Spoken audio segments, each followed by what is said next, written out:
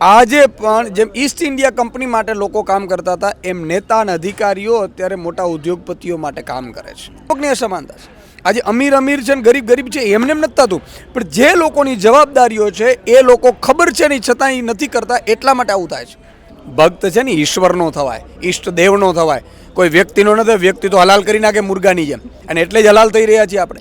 જે લોકો અંધભક્ત બન્યા એના જ દીકરાની અત્યારે સ્કૂલો બંધ થઈ રહી છે. ડરે છે, કોકથી ડરે છે મતલબ એ ગુંડો છે, કાં લુખો છે, કાં ભ્રષ્ટાચારી છે, કાં સત્તાધીશ છે. 3,000 કરોડનું ડ્રગ્સ છે એ બિનવારસી કેમ મળી શકે? જે પોર્ટ ઉપર 20,000 કરોડનું ડ્રગ્સ આવ્યું એ પોર્ટ કોને આપેલું છે એની તપાસ શું થઈ? અને એના જ જે પોલીસ જાપ્તામાંથી આરોપીઓ ભાગી કેમ જાય? એ લાલચુડાઓને પોતાની પાર્ટીમાં લીધા, એના ભ્રષ્ટાચાર કરાવડાવ્યા, એમની સીડીઓ બનાવડાવી અને પાર્ટીના એના જ્ઞાતિના મત નખાવડાવે છે. એ લાલચુડાઓના કારણે આજે આપણે માનસિક ગુલામી બન્યા છીએ. આખા પંજાબનો એક પણ નાગરિક, કોઈ મા કાર્ડ નહીં, પિતા કાર્ડ નહીં, આયુષ્યમાન કંઈ નહીં, ફલાણે કોઈ કાર્ડની જરૂર નથી. પંજાબનો નાગરિક હોય એણે વર્ષે એક વ્યક્તિને 10 લાખ સુધીની પ્રાઇવેટમાં, હોસ્પિટલમાં, સરકારીમાં કે જ્યાં મરજી પડે ત્યાં સારવાર કરાવી લે.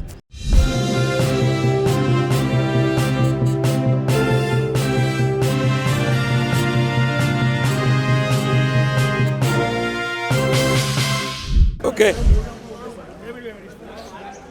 આજે આખો દેશ 77મો પ્રજાસત્તાક દિવસ ઉજવી રહ્યો છે. આપણી સાથે આમ આદમી પાર્ટીના પ્રદેશ અધ્યક્ષ ઈસુદાન ગઢવી છે.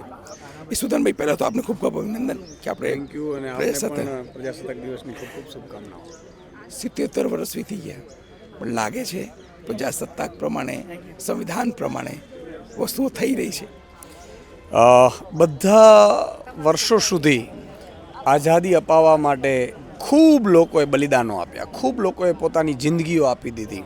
અને એમને એવું હતું કે ભાઈ અંગ્રેજોની ગુલામીમાંથી જો આઝાદ દેશ થશે તો કંઈક સારું થઈ શકશે, દેશની પ્રગતિ થઈ શકશે. પણ આજે જ્યારે આઝાદીના 78 વર્ષના આંગણે ઊભા છીએ, 78-79 વર્ષ, અને પ્રજાસત્તાક દિવસના 77મા વર્ષે ઊભા છીએ, ત્યારે એવું લાગે છે કે હજી સાચું સ્વરાજ આપણે હજી મળ્યું નથી. આજે પણ ગરીબો માટે કોઈ વિચારતું નથી. ગરીબો માત્ર મતદાન પૂરતા સીમિત રહ્યા છે. આજે પણ જેમ ઈસ્ટ ઇન્ડિયા કંપની માટે લોકો કામ કરતા હતા એમ નેતા અને અધિકારીઓ અત્યારે મોટા ઉદ્યોગપતિઓ માટે કામ કરે છે. એ જ માનસિકતા છે. ફરક એટલો છે, પેલા ગોરાઓ હતા, આ આપણા જ છે.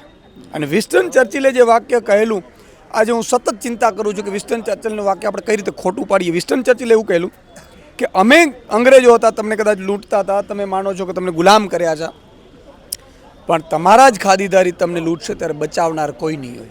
આજે સ્થિતિ આવીને ઊભી રહી છે કે આપણે આપણા લોકો લૂંટી રહ્યા છે. આજે માત્ર 15મી ઓગસ્ટ કે 26મી જાન્યુઆરીએ ડીપીમાં તિરંગો લગાડવાથી રાષ્ટ્રપ્રેમ નથી થતો. રાષ્ટ્રપ્રેમ અને રાષ્ટ્રવાદ એટલે શું? બહુ સમજવા જેવી વાત છે કે તમે સિગ્નલ ઉપર જતા હો અને લાલ લાઇટ લાગે એટલે ઊભો રહી જવું, એનું નામ દેશભક્તિ છે.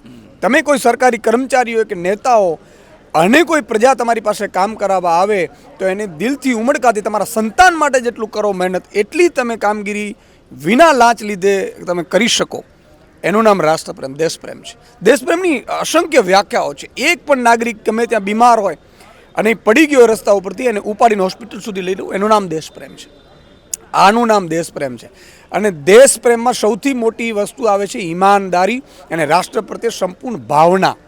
પોતાના ઘરનો કે પરિવારનો કે કુટુંબનો કે જ્ઞાતિનો તો સૌ વિકાસ કરી શકે છે, પણ સર્વ જ્ઞાતિ જાતિ ધર્મનો વિકાસ કરીને સર્વ લોકોનું ઉત્થાન માટે, અને શરૂઆત ગરીબો, વંચિતો, શોષિતોથી થાય, એનું નામ રાષ્ટ્રપ્રેમ છે.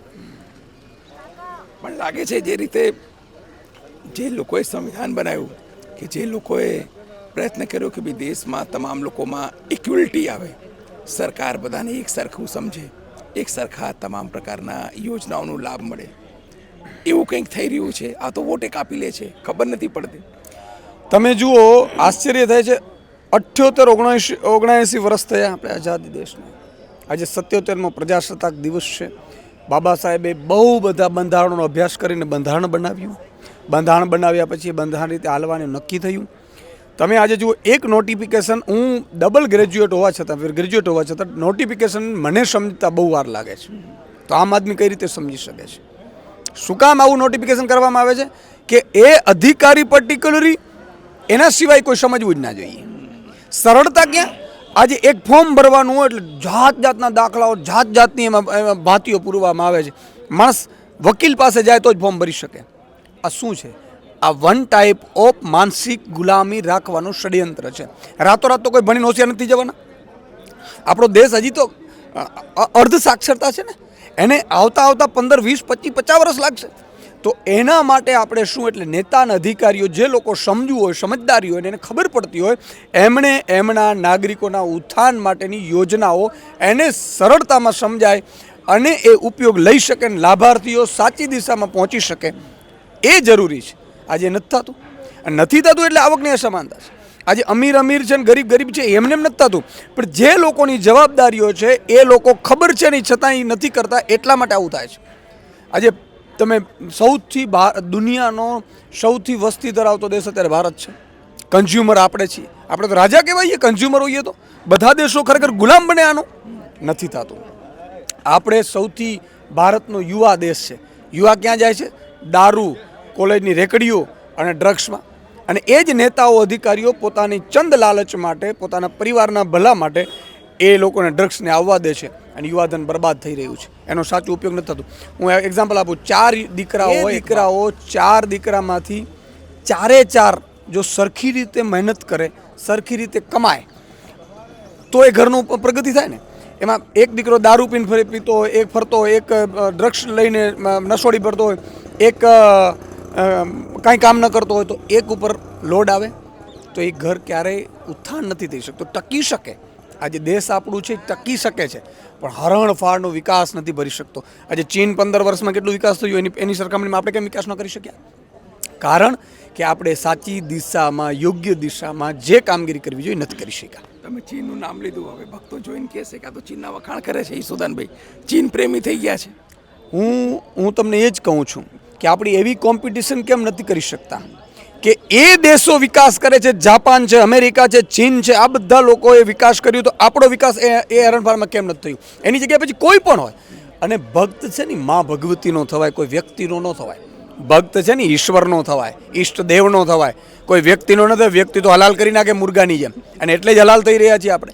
જે લોકો અંધભક્ત બન્યા એના જ દીકરાની અત્યારે સ્કૂલો બંધ થઈ રહી છે, એના જ દીકરાને હોસ્પિટલ નથી મળી રહી, એના જ દીકરાને અત્યારે ઘર તોડાઈ રહ્યા છે, એના જ દીકરાના જે મંદિરો છે ઈષ્ટદેવના, એ મંદિરો તૂટી રહ્યા છે, કારણ કે અંધભક્તિમાં રહ્યા. કોઈ પણ રાજનેતાની ભક્તિ ન હોઈ શકે.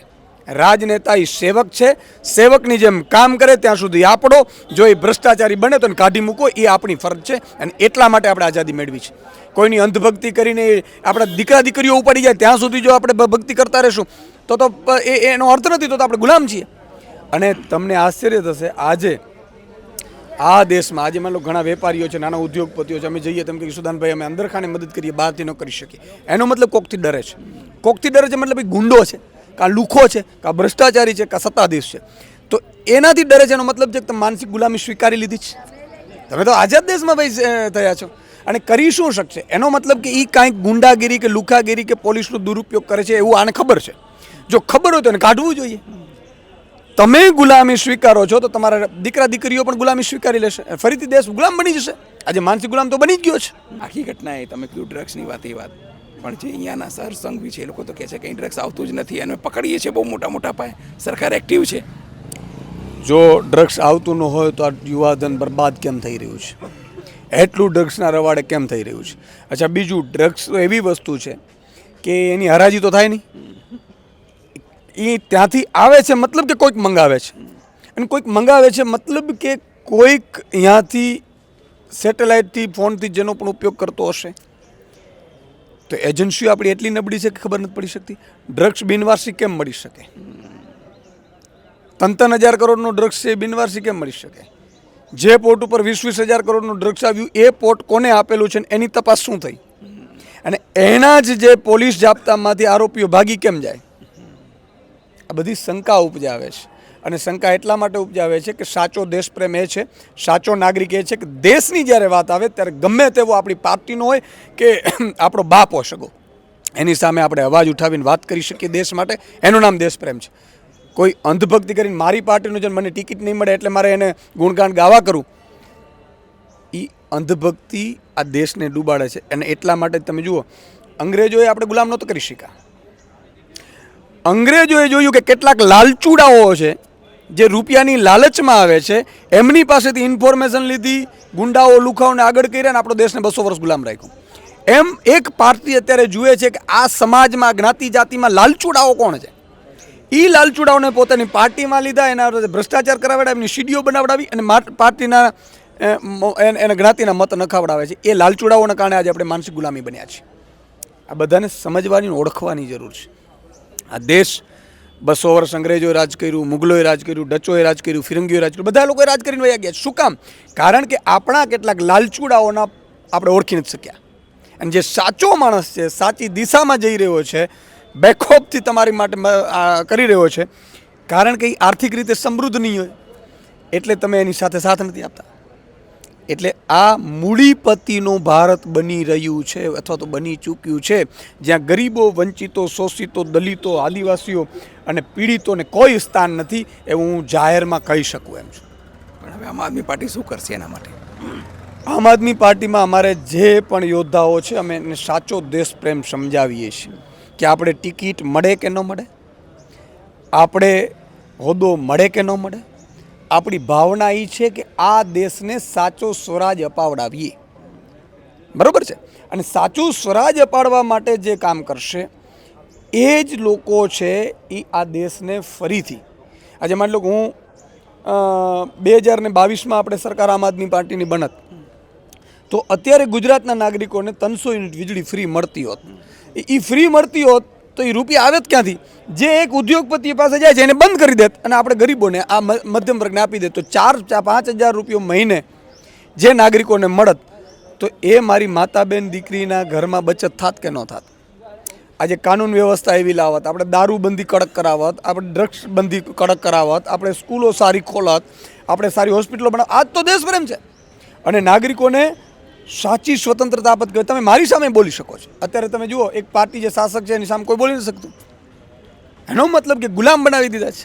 પંજાબમાં કંઈ 10 લાખની કંઈક આરોગ્ય સેવાની કંઈ શરૂઆત કરવામાં આવી છે. બિલકુલ. પંજાબમાં તમે જુઓ, 4 વર્ષની સરકારને થયા છે, હજી 4 વર્ષ હવે થશે.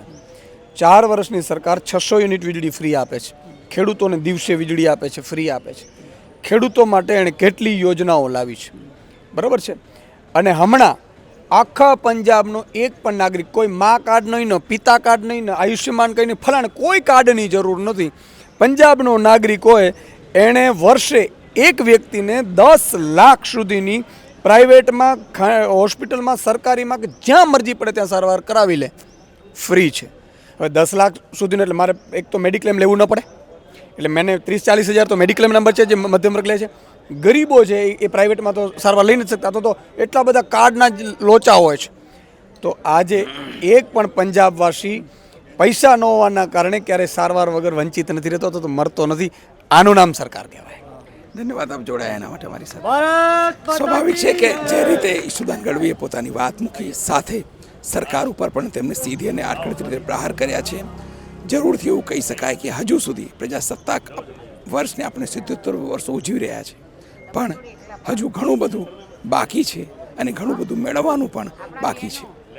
સહયોગી નિર્ભય સાથે Anil Patel, Gujarat plus news portal, Ahmedabad.